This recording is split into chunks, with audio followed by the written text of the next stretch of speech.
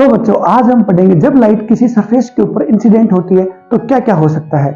एक तो वो लाइट वापस उसी मीडियम में जा सकती है जिसे हम बोलते हैं बाउंसिंग बैक ऑफ लाइट यानी कि रिफ्लेक्शन। यानी कि जब कोई लाइट किसी मीडियम से आती है और किसी दूसरी सरफेस के ऊपर इंसिडेंट होती है, टकराती है उससे और वापस जिस मीडियम से आई है उसी मीडियम में चली जाए, इसे हम बोलते हैं रिफ्लेक्शन ऑफ लाइट। मोस्टली जो रिफ्लेक्शन होता है वो मिरर्स की वजह से होता है and mirrors are of two types, plain mirror and spherical mirror. Again spherical mirror are of two types, concave mirror and convex mirror. Plain mirror में रोज आप अपना चेहरा देखते हो, उसमें ऑब्जेक्ट और इमेज की साइज दोनों की बराबर होती है, इक्वल होती है। बस फर्क इतना होता है उसमें आपको जो लेफ्ट साइड है वो आपको राइट में दिखाई देता है और राइट वाला आपको लेफ्ट में दिखाई देता है। चलो अब हम बात करते हैं स्फेरिकल मिरर्स के बारे में। ये हमारे पास में स्फेरिकल ग्लास है और इस स्फेरिकल ग्लास को हम बोर्ड पे ड्रॉ करते हैं तो टू डायमेंशनली ड्रॉ करते हैं, उस टाइप पे सर्किल के फॉर्म में शो कर देते हैं। अभी देखिए इस स्फेरिकल ग्लास को मैं यहाँ पे रख देता हूँ और इस स्फेरिकल ग्लास को मैं दो हिस्सों में डिवाइड कर लेता हूँ। यहाँ से ये मेरे पास में एक माइनर पार्ट हो गया, ये मेरे पास में एक मेजर पार्ट हो गया। मेजर पार्ट को हटा देता हूँ, मैं माइनर पार्ट के बारे में बात करता हूँ। जस्ट लाइक स्पून, जैसे कि ये स्पून है ये ठीक उसी टाइप से है। अगर मैं इस पार्ट को बाहर की साइड से पेंट कर देता हूँ तो इसकी रिफ्लेक्टिंग सरफेस अंदर की साइड में बन जाएगी और ये जो अंदर की साइड में जो रिफ्लेक्टिंग सरफेस बनेगी तो ये केव टाइप में बनेगी, जैसे गुफा होती है केव टाइप में। इसको हम बोलेंगे कॉनकेव मिरर, क्योंकि स्फेरिकल मिरर का एक पार्ट है और ये अंदर की साइड से रिफ्लेक्टिंग है तो कॉनकेव मिरर। अगर हम इसको अंदर की साइड से पॉलिश कर दें और बाहर की साइड से नहीं करें तो इसकी ये वाली जो इसका जो पार्ट है ये वाला रिफ्लेक्टिंग सरफेस बन जाएगा और इसको हम बोलेंगे कॉन्वेक्स मिरर। ठीक उसी टाइप से इस स्फेरिकल पार्ट को अगर हम बाहर से इसको सिल्वर पॉलिश कर देते हैं तो अंदर से इसकी सरफेस रिफ्लेक्टिंग हो जाएगी and that will become concave mirror.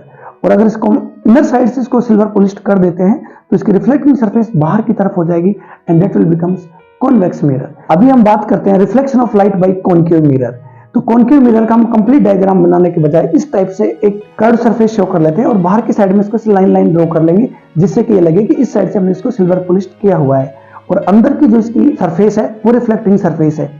इसका जो सेंट्रल पार्ट होता है इसको हम बोलते हैं पोल, यानी कि ये जो पॉइंट है ये हमारे पास में हो गया पोल, जो कि इसका क्या था सेंट्रल पार्ट। स्फेरिकल ग्लास का ये जो हिस्सा है इसका जो सेंट्रल पार्ट है दैट इज द पोल और जिस स्फेरिकल पार्ट का ये हिस्सा है उसका जो सेंटर है हम उसको बोलते हैं यहाँ पे सेंटर ऑफ कर्वेचर। ये हो गया हमारे पास में सेंटर ऑफ कर्वेचर।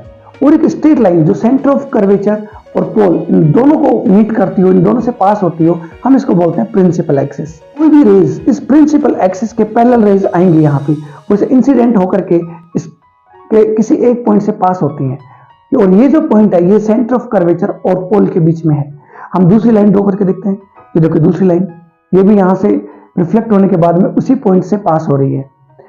चलो और एक लाइन ड्रॉ करते हैं, ये वाली लाइन भी उसी पॉइंट से पास हो रही है। एक और ड्रॉ करते हैं। तो जितनी भी हमने प्रिंसिपल एक्सिस के पैरेलल लाइन ड्रॉ की है वो सभी की सभी लाइन इस एक फिक्स पॉइंट से पास हो रही हैं और इस पॉइंट को हम बोलते हैं फोकस, क्योंकि जितनी भी पैरेलल रेज आती हैं प्रिंसिपल एक्सिस के सभी के सभी उस एक पॉइंट पे फोकस कर रही हैं, उस एक पॉइंट पे मीट करना चाह रही हैं, इसलिए हम इस पॉइंट को नाम देंगे फोकस। और ये जो पॉइंट है ये आपको जैसे कि डायग्राम में दिख रहा है ऑलमोस्ट ये सेंटर ऑफ कर्वेचर और पोल के बीच की जो डिस्टेंस है उसका हाफ होता है। ये कैसे होता है मैथमेटिकली हम आपको फिर बाद में बता देंगे। अभी आपको जैसा कि डायग्राम में दिख रहा है कि ऑलमोस्ट ये इसके हाफ ही है।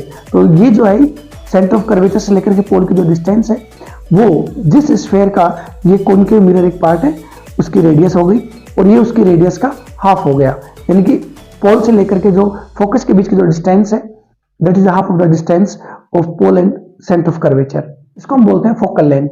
तो जितनी भी जो पैरेलल रेज आ रही हैं और कॉन्वेक्स मिरर से टकराती हैं और सभी एक पॉइंट पर फोकस करती हैं, अगर ये रेज पैरेलल ना हो सभी की सभी रेज फोकस से पास हो रही हो, देखिए जैसे कि फोकस है और ये रे इधर से गई, मिरर पर इंसिडेंट हुई और रिफ्लेक्ट होकर के ये इधर चली गई, दूसरी रे देखिए ये इधर गई और ये इससे टकरा करके वापस इधर चली गई रिफ्लेक्ट होकर के।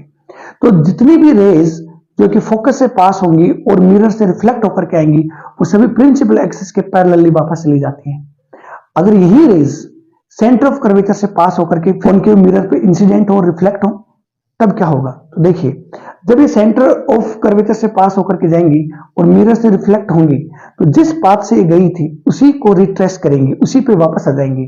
क्योंकि सेंटर ऑफ कर्वेचर से अगर हम कॉनकेव मिरर के ऊपर कोई भी रे इंसिडेंट करते हैं तो उस पर नॉर्मल इंसिडेंट होती है, यानी कि परपेंडिकुलरली उसकी सरफेस से टकराएगी और जब कोई रे सरफेस से परपेंडिकुलर हो यानी कि नॉर्मल के साथ में उसका एंगल 0 डिग्री हो तो उसके रिफ्लेक्टिंग एंगल भी 0 डिग्री होगा और वो अपने पाथ को रिट्रेस करेगी, वापस आ जाएगी। तो यानी कि सेंटर से जितनी भी रेज पास होंगी वो अपने पाथ को रिट्रेस करेंगी और फोकस से जो भी रे पास होगी वो प्रिंसिपल एक्सिस के पैरेलली वापस चली जाएगी और जो पैरेलल रेज आएंगी वो सभी की सभी फोकस पे इंसिडेंट होंगी।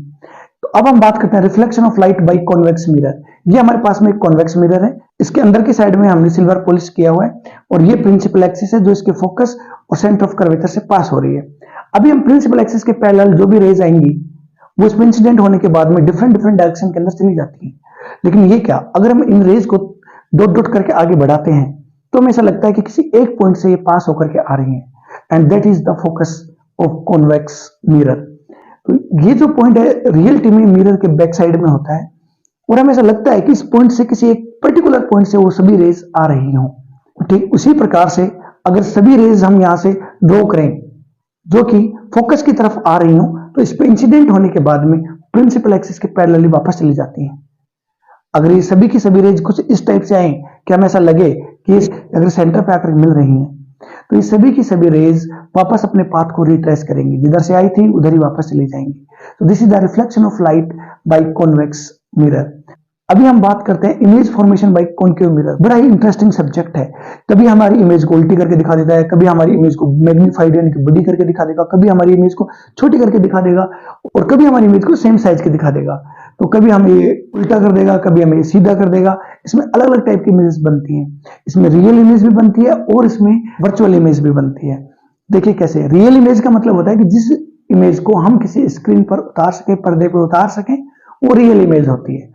और जिस इमेज को हम किसी पर्दे पे नहीं उतार सकते, स्क्रीन पे नहीं उतार सकते, वो वर्चुअल इमेज होती है। तो देखिए ये हमारे पास में है concave mirror and this is the principal axis. अगर कोई ऑब्जेक्ट बहुत दूर रखा हुआ है, इन्फिनिटी पे रखा हुआ है, तो वहां से आने वाली जो रेज होंगी वो प्रिंसिपल एक्सिस के पैरेलल होंगी और वो सभी रेज इस मिरर से रिफ्लेक्ट होने के बाद में इस पॉइंट फोकस पे मिलेंगी। यानी कि अगर ऑब्जेक्ट इन्फिनिटी पे है तो उसकी जो इमेज है बिल्कुल बनती हुई दिखाई देगी फोकस के ऊपर। आप अपनी फिजिक्स लैब से कॉन्केव मिरर लेकर के इसको चेक भी कर सकते हो। सन से जो लाइट आती है वो उसके कुछ डिस्टेंस के ऊपर एक छोटा सा पॉइंट बनाती है, उसमें फोकस हो जाती है, जैसे कि रेज यहाँ पे फोकस हो गई। यानी कि जो ऑब्जेक्ट इन्फिनिटी पर रखा हुआ है उसकी इमेज हमें फोकस पे दिखाई देती है और ये बहुत ही पॉइंट साइज होती है बट रियल एंड इन्वर्टेड। मैंने बताया ना, हम इसको किसी स्क्रीन वगैरह पे इसको उतार सकते हैं। ऐसे सन से अगर रेज कॉन्केव मिरर से रिफ्लेक्ट होकर के आ रही है हाथ के ऊपर, तो यहाँ पे छोटा सा डॉट बनाएंगी। तो ये मेरा जो हाथ है ये एक स्क्रीन हो गया और इसमें जो डॉट बनी सन की इमेज हो गई। हम ऑब्जेक्ट को centre of curvature and infinity के बीच में कहीं रख दे तो उसकी जो इमेज है वो कहां बनेगी। देखिए ये ऑब्जेक्ट है जो कि प्रिंसिपल एक्सिस के ऊपर रखा हुआ है, उसके टॉप से एक रे आती है प्रिंसिपल एक्सिस के पैरेलली और ये रिफ्लेक्ट होकर के फोकस से पास होती है और इधर चली जाती है। दूसरी रे हम जो लेकर के आ रहे हैं वो सेंटर से पास होगी और वो मिरर से रिफ्लेक्ट होने के बाद में अपने पाथ को रिट्रेस करेगी। तो दोनों की दोनों रे रिफ्लेक्ट होने के बाद में इस एक पॉइंट पे मिलती हैं। इसके टॉप से जो दोनों रे निकली थी वो इस पॉइंट पे आकर के मिल रही है रिफ्लेक्शन के बाद में, तो इसकी जो इमेज है वो यहाँ पे बनेगी। लेकिन ये क्या, ये इमेज तो उल्टी है यानी कि इन्वर्टेड है, बट इसको हम किसी स्क्रीन पे उतार सकते हैं इसलिए ये रियल भी है। और इसकी जो साइज है उसको हम इसकी साइज से अगर कंपेयर करें तो इसकी साइज उससे छोटी है। यानी कि जब ऑब्जेक्ट सेंटर ऑफ कर्वेचर और इन्फिनिटी के बीच में कहीं पे होता है तो उसकी इमेज सेंटर ऑफ कर्वेचर और फोकस के बीच में कहीं पे बनती है और वो इमेज रियल एंड इन्वर्टेड होती है एंड साइज में थोड़ी डिमिनिश्ड होती है, छोटी होती है। यानी कि जब ऑब्जेक्ट हमारा इन्फिनिटी पे था तब उसकी इमेज फोकस पे थी और धीरे धीरे करके हम उसको आगे लेके आते रहे, उसकी इमेज की साइज भी धीरे धीरे इंक्रीज होती चली गई। जैसे जैसे ऑब्जेक्ट सेंटर ऑफ कर्वेचर पे पहुंचेगा उसकी इमेज भी सेंटर ऑफ कर्वेचर पे पहुंच जाएगी। लेकिन वो कैसी होगी, वो रियल तो होगी लेकिन इन्वर्टेड होगी और उसकी साइज सेम साइज की होगी। सेम पहले की तरह एक रे पैरेलल जाएगी प्रिंसिपल एक्सिस की, रिफ्लेक्शन के बाद में फोकस से पास होकर के आ जाएगी और दूसरी रे को हम इस बार फोकस से पास करते हैं। फोकस से पास होने के बाद में पैरेलली आएगी प्रिंसिपल एक्सिस की और दोनों के दोनों जहां पे सेंटर ऑफ कर्वेचर था उसके जस्ट नीचे मिलेंगे। यहाँ पे जो इमेज की जो साइज है वो ऑब्जेक्ट की साइज के इक्वल हो गई है। यानी कि ऑब्जेक्ट जो है वो चल के आया इन्फिनिटी से लेकर के करोड़ों किलोमीटर चल करके आया है, लेकिन उसकी जो इमेज है वो केवल फोकस से लेकर के सेंटर ऑफ कर्वेचर तक पहुंची है। अब ऑब्जेक्ट को अगर हम सेंटर ऑफ कर्वेचर से थोड़ा आगे रखें और फोकस के बीच में रखें तो इसकी इमेज जो है वो ऐसे कहीं पे बनेगी। सेम एक रे रिफ्लेक्ट होकर के आएगी और फोकस से पास होकर के चली जाएगी और दूसरे को हम सेंटर से पास करेंगे आफ्टर रिफ्लेक्शन, तो हम देखते हैं कि दोनों दोनों कुछ डिस्टेंस पे जाकर के मिलती हैं। इसको भी हम किसी स्क्रीन पे उतार सकते हैं तो ये इमेज भी रियल है, इन्वर्टेड है बट मैग्नीफाइड है, यानी इसकी साइज ज्यादा है। यानी कि जब ऑब्जेक्ट सेंटर ऑफ कर्वेचर और फोकस के बीच में होता है तब उसकी इमेज सेंटर ऑफ कर्वेचर और इन्फिनिटी के बीच में कहीं पर भी हो सकती है, और वो इमेज मैग्नीफाइड होगी, रियल एंड इन्वर्टेड भी होगी। अगर हम इस ऑब्जेक्ट को फोकस पे रखें तब क्या होगा, तब कुछ इस टाइप से डायग्राम बनेगा। और ये क्या, ये दोनों के दोनों जो रे हैं रिफ्लेक्शन के बाद में दोनों पैरेलल हो जाती हैं, और पैरेलल रेज जो होती हैं हम ये मानते हैं को इन्फिनिटी पे मिलती हैं। अगर ये रेज इन्फिनिटी पे जाकर के मिल रही हैं तो इनकी इमेज भी इन्फिनिटी पे ही बनेगी। यानी कि ऑब्जेक्ट जब इन्फिनिटी से सेंटर ऑफ कर्वेचर तक आया तब इमेज उसकी फोकस से सेंटर ऑफ कर्वेचर तक गई, लेकिन जब ऑब्जेक्ट सेंटर ऑफ कर्वेचर से फोकस तक गया तब उसकी इमेज सेंटर ऑफ कर्वेचर से इन्फिनिटी तक चली गई। अब हम बात करते हैं यहाँ पे, अगर हम ऑब्जेक्ट को फोकस से आगे और पोल के बीच में कहीं पर रखते तब क्या होगा। उस कंडीशन के अंदर ये दोनों रेज कभी नहीं मिलेंगे आगे जाकर के, क्योंकि ये दोनों के बीच की डिस्टेंस इंक्रीज होती जाएगी। लेकिन अगर हम इस लाइन को ऐसे पीछे की साइड में ड्रॉ करते हैं तो हमें ऐसा लगता है कि किसी एक पॉइंट से दोनों के दोनों रे निकल करके आ रही हूं। यानी कि अगर हम यहाँ पे अपनी आंख को रखेंगे तो आंख में जो इमेज बनेगी उसको ऐसा लगेगा कि दोनों की दोनों इमेज किसी एक पॉइंट से आ रही है, तो उसका ऐसा एहसास होता है। तो वो जो पॉइंट है बिहाइंड द मिरर, तो उस पॉइंट पे हमें लगेगा कि उसकी इमेज बन रही है। तो ऐसा हमें लगता है, लेकिन हम उसको किसी स्क्रीन पे नहीं उतार सकते, तो एक वर्चुअल इमेज होती है और वो इमेज इरेक्ट होती है, इन्वर्टेड नहीं होती है। इन्वर्टेड का मतलब उल्टा, ये इरेक्ट है तो सीधी इमेज होगी, लेकिन ये वर्चुअल है, हम इसको किसी स्क्रीन पे नहीं उतार सकते।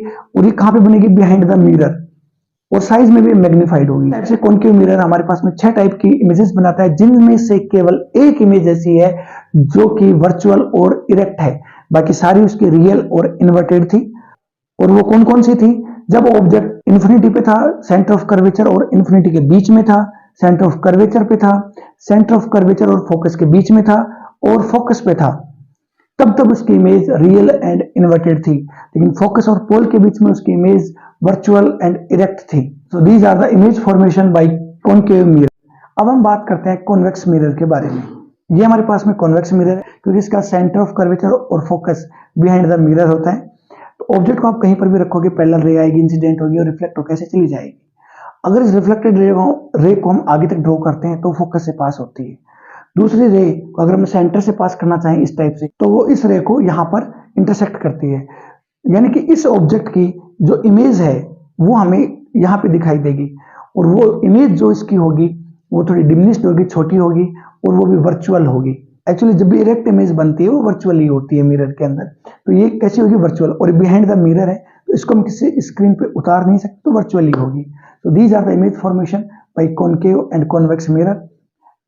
In next video we will talk about the refraction of light. So, अगर आपको वीडियो पसंद आई हो तो लाइक करें, नहीं पसंद आई तो डिसलाइक करें, और अगर आप कुछ नया जानना चाहते हो किसी टॉपिक के बारे में तो उसके लिए मेरे को कमेंट सेक्शन में जरूर बताएं और अपने दोस्तों को शेयर करें।